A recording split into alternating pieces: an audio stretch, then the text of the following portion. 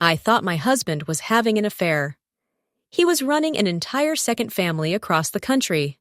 Hi everyone! Before we get into today's video, I need your help. We've noticed that the channel's reach has been dropping a bit, and one of the best ways you can support us is by subscribing. It's quick, free, and helps us keep bringing you new and interesting stories. Your support means the world to us, and together we can grow this channel. Thank you so much. Now let's get to today's story. I'm writing from a temporary account for obvious reasons, and I've changed some details to protect my anonymity. The receipt fell out of his jacket pocket when I was taking it to the dry cleaners. A small white slip of paper, crumpled and soft from being carried too long. CVS Pharmacy, Charleston, South Carolina. Prescription filled for Michael Hayes. Amoxicillin for a child named Emma Hayes, age 7. I stood in our bedroom in Portland, Oregon, holding that receipt like it might explode in my hands. We didn't have a daughter. We didn't have any children. And my husband had never mentioned being in Charleston. That was the moment everything started to unravel. But let me start at the beginning, when I still believed in the life we'd built. I met Michael 10 years ago at a conference in Seattle. He worked in medical equipment sales, traveled frequently for work, and had a smile that made me feel like I was the only person in the room. We dated for a year before he proposed at a restaurant overlooking the water. I said yes without hesitation. Our wedding was small and perfect. His parents came from the East Coast. My family filled the rest of the seats. We honeymooned in Hawaii and came home to a craftsman house in a good neighborhood with a garden I spent weekends tending. The first years were good. Michael traveled 2 or 3 times a month for work, but that was expected in his industry. He'd be gone for 3 to 5 days at a time, always coming home with stories about clients and hotels and the exhaustion of airports. I worked as a graphic designer from home, which gave me flexibility to manage the house and occasionally travel with him when his schedule allowed. We had routines: Saturday morning farmer's market, Sunday brunch at home with the crossword puzzle, dinner at 7 when he wasn't traveling, movie nights where we'd argue about what to watch and end up choosing something neither of us had really wanted. Normal married life, comfortable, safe. The photos on our walls told the story we believed. Michael and me at the coast, Michael and me at his company holiday party, Michael and me on our 5th anniversary trip to San Francisco, us building a life frame by frame. Looking back now, I can see the signs I missed, or maybe I saw them and chose to explain them away because the alternative was too frightening to consider. Michael's phone was always face down. Always. On the dinner table, the nightstand, the bathroom counter. Face down, like he was protecting a secret. When I asked about it once, he said it was a habit from work, that he didn't want notifications distracting us during our time together. I thought it was sweet. He traveled more as the years went on. Once a week at least, sometimes twice. Seattle, Denver, Phoenix, and increasingly, Charleston. He talked about a big client in Charleston, how demanding they were, how much time the account required. It made sense. His commission checks were generous. We were comfortable, but he was tired. Always tired. Stressed. Short-tempered in ways he hadn't been before. He'd snap at small things, a dish left in the sink, a question about his day. Then he'd apologize, blame work, pull me close, and promise things would get better after the next big sale. I believed him because I wanted to, because the alternative was questioning everything. He started having 2 phones about 3 years ago. The company issued him a second line, he said, for client calls so his personal number wouldn't be bombarded. I accepted it. It made sense. Both phones were always face down. He changed his appearance slightly, lost weight, started dressing better, bought cologne I hadn't picked out. I thought maybe he was having a midlife crisis, wanting to feel younger, more attractive. I encouraged it, told him he looked great. What I didn't know was that he was looking great for someone else. There were the odd comments from his mother during our video calls. "How's the weather there?" she'd ask, and Michael would answer. But sometimes his answer didn't match the weather we were actually having. Once she asked if he'd recovered from a cold, and he said yes, but he hadn't been sick at all. I assumed she was confused or remembering wrong. I should have paid attention. The money bothered me sometimes too. Michael made good money, but we never seemed to save as much as we should. He'd explain it away, company expenses he'd be reimbursed for later, investments he was making in his retirement accounts, the costs of travel adding up. I trusted him. I'd see the direct deposits from his job and assume he was managing everything else. I was so naive. Then came the receipt. That tiny slip of paper that changed everything. Michael was on a trip Atlanta, he'd said. He'd be back in 4 days. I was doing the usual weekly laundry, checking pockets before washing, when I found it. Charleston. A prescription for a child. A child with his last name. My first thought was that it was a mistake. Wrong receipt in the wrong pocket. Maybe it belonged to a client. Maybe he'd picked it up for someone as a favor. But the date on the receipt was from 2 weeks ago, when he'd told me he was in Denver.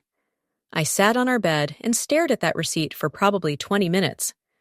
My mind was racing, trying to find an innocent explanation, trying to make the pieces fit into a picture that didn't destroy everything I believed. I couldn't. I opened my laptop and started searching. CVS locations in Charleston. There were dozens. The address on the receipt was in a suburb called Mount Pleasant. I pulled up Google Maps and stared at the street view, like the answer might be visible in the pixels. Then, I did something I'd never done before. I went through Michael's office. He had a home office where he kept files, paperwork, his work laptop. I'd never snooped before, never had a reason to. We trusted each other, or I'd trusted him. I found a folder labeled Charleston Client Files. Inside were papers that looked legitimate at first glance, contracts, proposals, account information. But tucked in the back was a utility bill for an address in Mount Pleasant. Electric service for a house on Palmetto Drive. Account holder, Michael Hayes. My hands started shaking. I found more. A school enrollment form for Emma Hayes, entering 2nd grade at Charleston Elementary. A pediatrician bill for Sophie Hayes, age 5. Auto insurance for a Toyota Sienna registered in South Carolina. 2 little girls, with his name. In a city he visited twice a month. I called the number on the utility bill. A woman answered on the 3rd ring. Hello? Her voice was warm, friendly, young. I hung up without saying anything. I was going to be sick. I spent 3 days in a fog while Michael was gone. I went through everything I could find. Bank statements showed regular transfers to an account I didn't recognize. Credit card bills from a card I'd never seen, showing purchases at grocery stores in Charleston, gas stations in South Carolina, children's clothing stores. He had an entire life I knew nothing about. I hired a private investigator. Her name was Janet, and she ran a small firm specializing in infidelity cases. I met her at a coffee shop and slid the folder of evidence across the table. She looked through it with an expression that never changed. Professional, unsurprised. How long do you think this has been going on? I asked. Based on the ages of the children? At least 8 years. 8 years. Almost our entire marriage. What do you want me to find? Janet asked.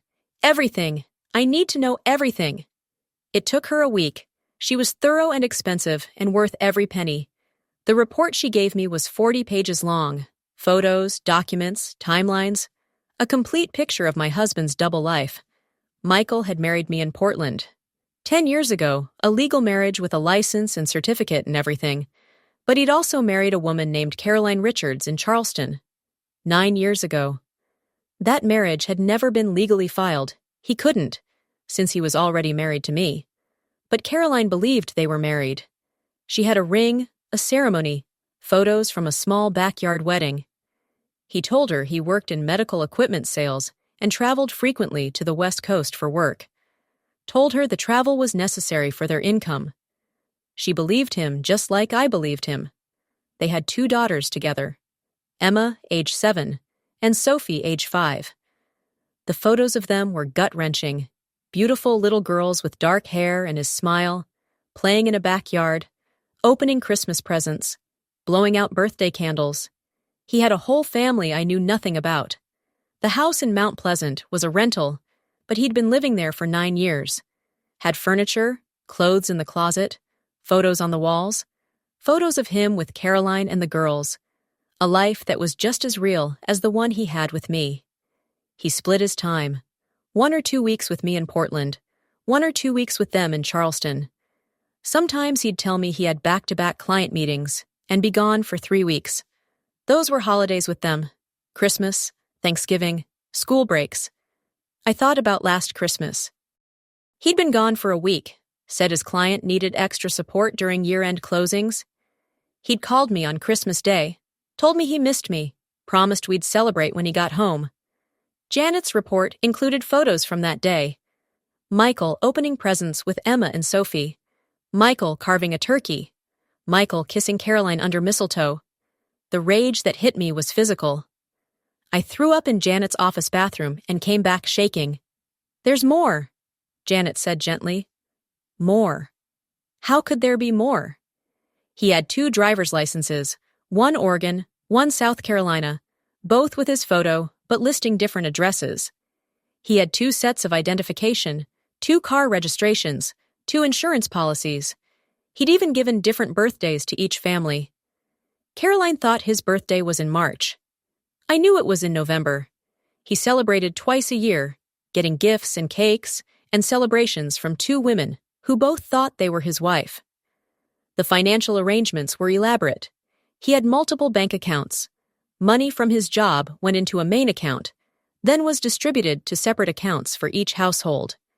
He paid a mortgage in Portland and rent in Charleston, sent Emma to private school and helped me with my student loans, maintained 2 phone lines, 2 sets of utilities, 2 entire lives. How did he keep track of it all? How did he remember which stories he'd told to whom? Which version of himself he was supposed to be? "What do you want to do?" Janet asked. I knew exactly what I wanted to do. I flew to Charleston without telling anyone, booked a hotel near Mount Pleasant, rented a car. On the drive from the airport, I felt like I was in someone else's body, watching myself from a distance. Janet had given me the address. A small house on a tree-lined street with a tidy lawn and a swing set in the backyard. A Toyota Sienna in the driveway, the one from the insurance papers. A child's bicycle on the front porch. It was 4:30 on a Thursday afternoon. Michael was supposed to be in Denver for a conference. At least, that's what he'd told me before he left Portland 3 days ago. I sat in my rental car down the street and waited. At 5:15, the Sienna pulled into the driveway. Caroline got out, first blonde, pretty, younger than me. Then 2 little girls tumbled out of the back, backpacks bouncing. They ran into the house laughing. I waited, watched the lights come on inside, watched shadows move behind curtains. A normal evening in a normal home. At 5:45, a silver Honda pulled up, my husband's rental car from his Denver trip. Michael got out wearing slacks and a button-down shirt, carrying a briefcase, looking tired but happy. He walked up the front path and opened the door with his own key. Through the window, I watched Caroline hug him, watched him sweep one of the girls into his arms, watched him kiss Caroline in a way that suggested this was routine, normal, home.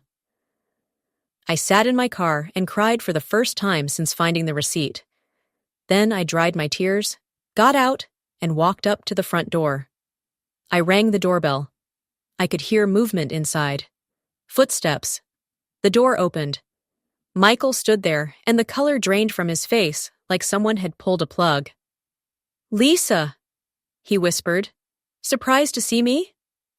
My voice was calmer than I expected. "I thought you were in Denver." He tried to close the door. I pushed against it. "Who is it?" Caroline's voice called from inside. "No one," Michael said quickly. "I'm his wife," I called past him. "From Portland." The silence that followed was deafening. Caroline appeared in the hallway behind Michael, blonde hair pulled into a ponytail, wearing yoga pants and a sweatshirt with Emma's school logo. She looked at me, then at Michael, then back at me. "What is she talking about?" Caroline asked. "Let me handle this," Michael said, his voice tight. "Handle what?" "Michael, who is this?" "I'm Lisa Hayes." I've been married to Michael for 10 years. We live in Portland, Oregon, where he supposedly works in medical equipment sales and travels frequently. Caroline's face went white. That's not funny. It's not meant to be funny. I pulled out my phone and showed her a photo our wedding day, Michael and me in front of an arch of flowers.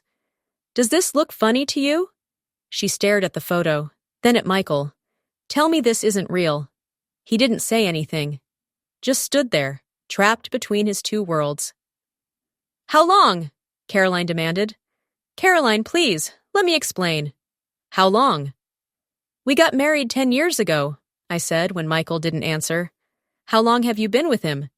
9 years, she whispered. We got married 9 years ago. You're not married, I told her. Not legally. He couldn't file the paperwork because he was already married to me. She looked like she might collapse. The girls? Emma and Sophie. Are they? His daughters, I finished. Yes. He has a whole family with you, and a whole family with me. Well, not children with me, but a life, a house, a marriage. Daddy? A small voice from the stairs. Who's here? Emma, 7 years old with dark hair and pigtails, staring at the scene with big, confused eyes. Michael's face crumpled. Emmy, sweetheart, go upstairs. Mommy and Daddy need to talk. Is that lady sad? She's crying. I was crying. I hadn't realized it. Go upstairs, Caroline said, her voice shaking. Take Sophie, now. Emma disappeared. We heard footsteps on the stairs, then a door closing. Caroline turned to Michael with an expression of pure rage. Get out! Baby, please, let me explain. Don't call me that. Don't call me anything. Get out of my house. It's my house, too. You don't have a house here. You have a lie. You have a fake life built on top of another fake life. You're a fraud. You're a monster. Get out. He looked at me desperately. Lisa, please. This isn't what it looks like. It looks like you're a bigamist, I said coldly. It looks like you've been lying to me for a decade. It looks like you have 2 daughters you never told me about. So tell me, Michael, what is it actually? I never meant for this to happen.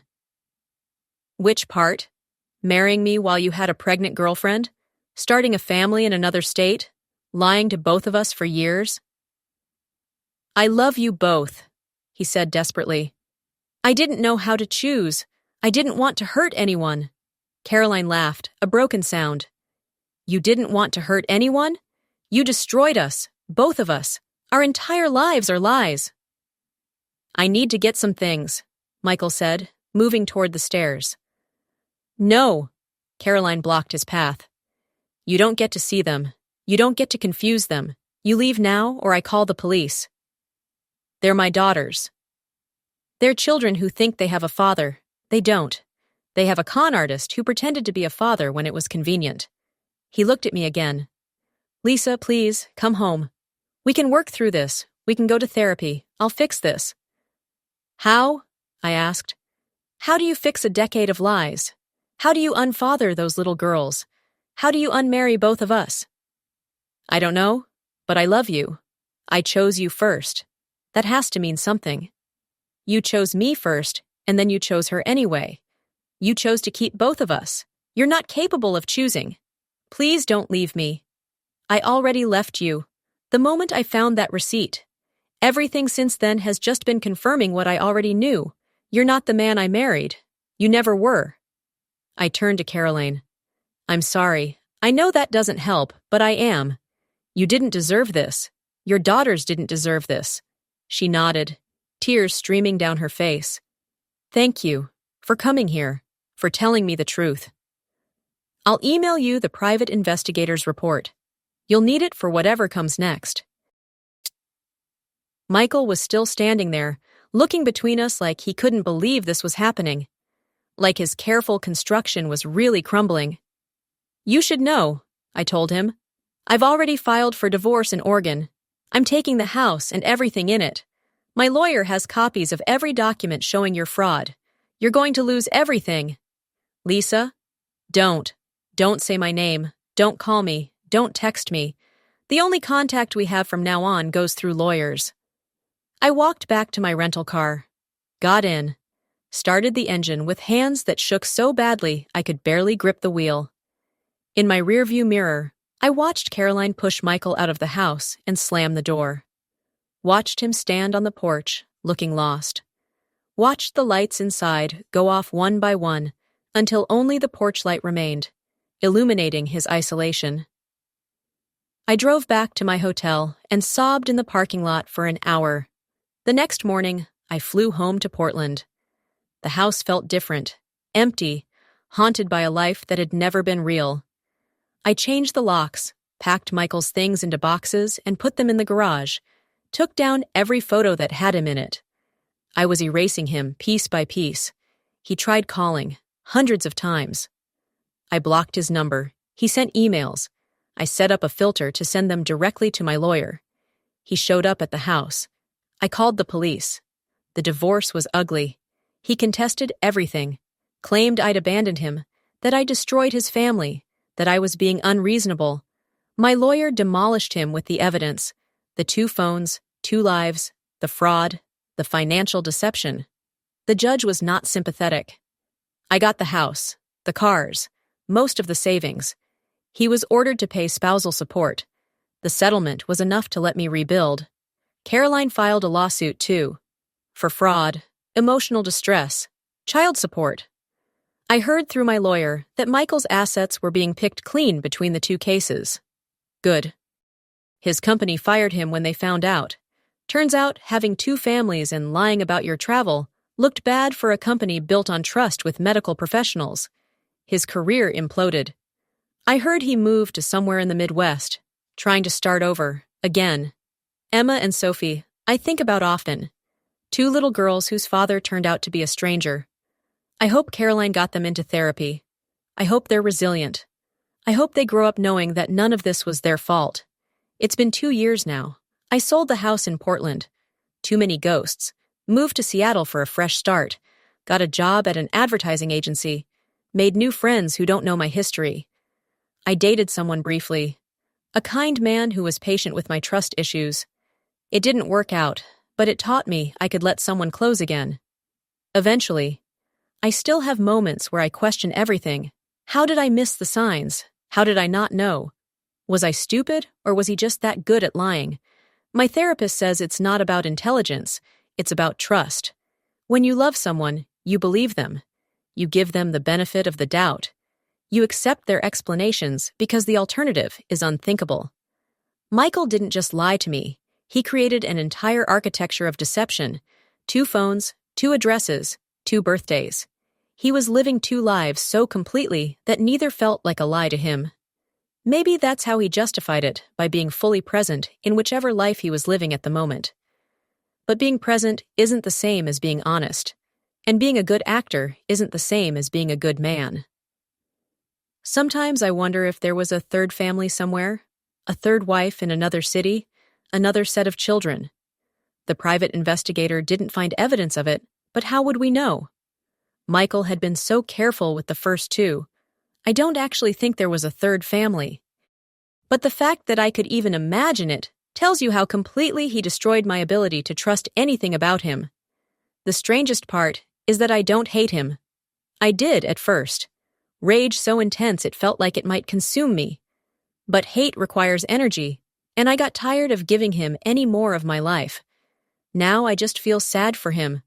Sad that he was so afraid of making a choice that he tried to have everything and ended up with nothing. Sad that he has 2 daughters who will grow up questioning their worth because their father chose deception over family.